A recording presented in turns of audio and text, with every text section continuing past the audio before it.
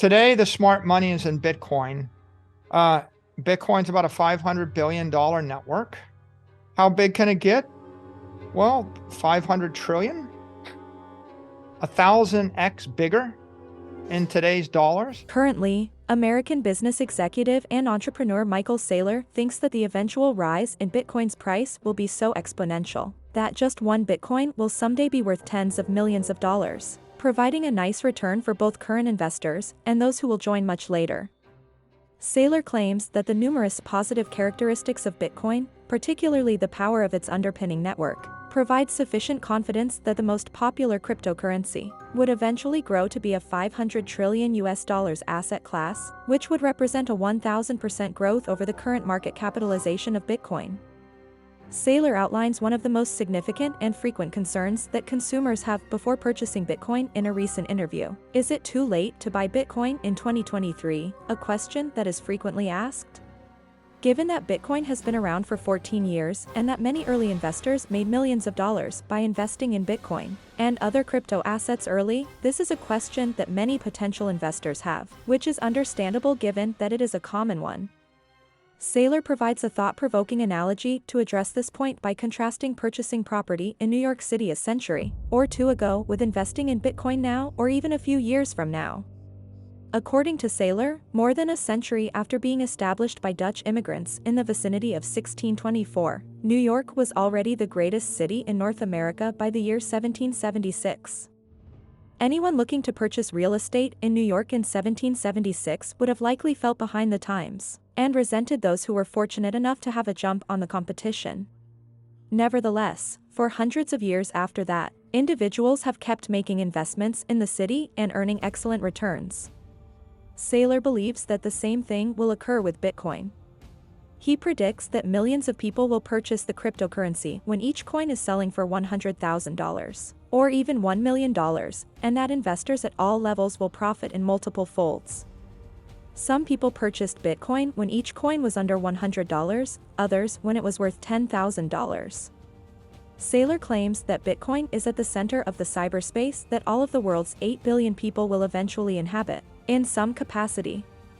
In the same manner that people were attracted to New York City by the city's main attractions, they will turn away from traditional asset classes like bonds and equities and flock to Bitcoin instead. We will now show you snippets from Saylor's interview with Altcoin Daily, in which he perfectly predicts how Bitcoin will develop over the next few years. But before we go, would you kindly take a moment to give this video a thumbs up, subscribe to the channel, and enable notifications for more content like it? You know, New York was the greatest city in North America by about 1776, and you would have been late to the party. But the question is, would you buy a city block in New York in 1776? Or if you waited till 1876 and you were really late to the party and New York was the greatest city in North America, was it too late to buy a city block in New York City in 1876? Or how about 1976? If you were 200 years late to New York City, if you look at the property values of New York in 1976, what you'll find is you would be rich if you had actually bought real estate in New York in 1976. So the answer to the issue is, in every economic system, every economic empire, there's always one city, one place one network where people gravitate to. In the ancient Med, it was Carthage for a while, and then it was Rome, and then it was Venice, and eventually the French Empire terminated in Paris, and the British Empire terminated in London, and then eventually the American economic empire terminated in New York. And there are reasons why. It's just everybody comes together in that place. Even today, New York is still the economic epicenter of the United States. And so Bitcoin represents the economic epicenter of cyberspace. It is the one place where if I want to create a digital application, if I want to move money at the speed of light, and I live in Singapore, I'm using Bitcoin. If I live in Paris, I'm using Bitcoin. If I live in Moscow, I'm using Bitcoin. If I live in China, I'm using Bitcoin. So you see, everybody in the world that actually believes in the idea of a digital asset that wants to build this as a treasury reserve asset, they're going to gravitate toward the most powerful network.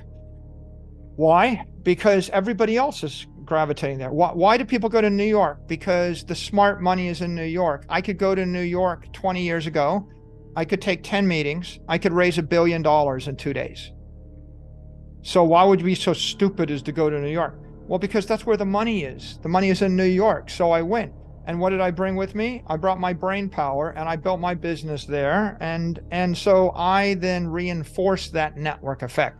There's about $950 trillion worth of wealth out there, 350 trillion worth of real estate. Half of it is just capital or monetary premium.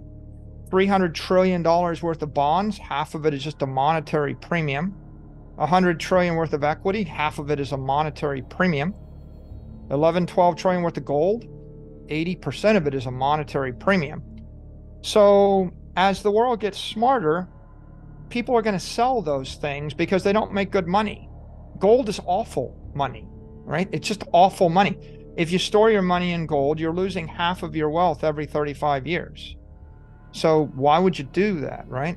It's not working. In the last 2.5 years, gold is down 5%, Bitcoin is up 150%.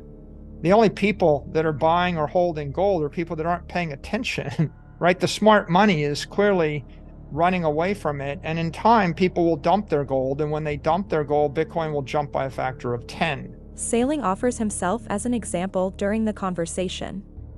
When each coin was trading for less than $100 in 2013, the executive chairman of MicroStrategy had previously tweeted that the dominant cryptocurrency asset would follow the path of online gambling.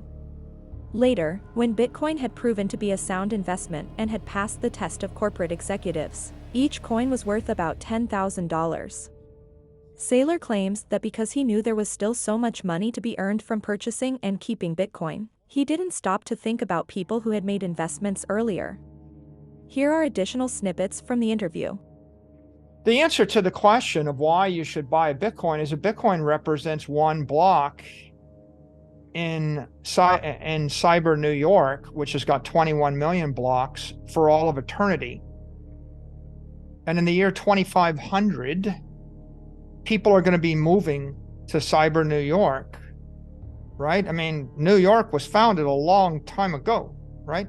The only thing that keeps people from continuing to come into the great city, whether it's the New York or the London or the Paris, is when the economic flows move from the physical domain to the digital domain. As long as you did business in an analog world where you had to like put on a suit and walk into a building and meet with people, then you're going to see London and Paris and Tokyo and Hong Kong be great cities. When the economy moves to the digital realm, and you don't have to put on a suit and walk into a building, and you can have a Zoom meeting of 20 people in 20 places and raise $1 billion in a day, right? Then some of the economic energy drains out of the city networks and it drains into the crypto network. And so buying a Bitcoin, whether it's one Bitcoin or a million Satoshis or 100,000 Satoshis or one Satoshi, is just like buying into New York City 250 years ago. Yeah, sure, you're late. People got there 100 years before you. Okay? Well, in this case, someone got there 14 years before you. I once tweeted, very famously, I said, I think Bitcoin is, going the way of online gambling. And I think Bitcoin's like $100 a coin then. Okay? And I was wrong, but I didn't need it. I was wrong. When I needed Bitcoin was $9,500, $10,000 a coin. And so I bought it at $10,000 instead of $100. People will buy it at 100,000. They will buy it at 1 million. They will probably buy it at 10 million, right? Because, how much does it cost for an apartment in Manhattan? People pay $10 million for 4,000 square feet, $10 million, right? all of Manhattan was purchased for what, like $29 in beads or something. If you roll the clock back, some nothing. And so you can't really get caught up in what the unit price is. You have to ask the question, what is the dominant network in cyberspace?